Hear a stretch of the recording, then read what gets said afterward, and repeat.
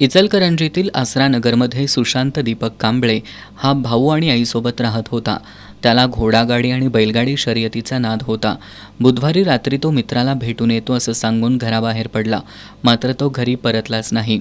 दरम्यान आज सकाळी शहापूर इथल्या राजीव गांधी विद्या मंदिर या प्राथमिक शाळेच्या पाठीमागे फिरायला येणाऱ्या नागरिकांना एका मुलाचा मृतदेह रक्ताच्या थारोळ्यात पडल्याचं दिसून आलं. या मुलाच्या चेहऱ्यावर धारधार शस्त्राचे वार होते. याबाबतची माहिती शहापूर पोलिसांना देण्यात आली. त्यानंतर घटनास्थळी पोलीस उपअधीक्षक समीरसिंह साळवे, निरीक्षक सचिन सूर्यवंशी, उपनिरीक्षक श्रीकृष्ण दरेकर यांच्यासह कर्मचाऱ्यांनी भेट देऊन पाहणी केली.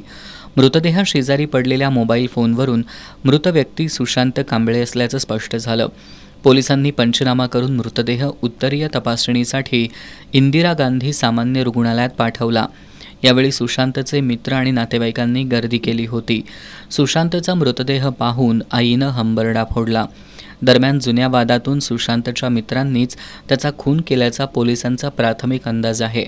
पोलिसांनी या प्रकरणी काही संशयितांना ताब्यात घेतल्याचं समजतंय.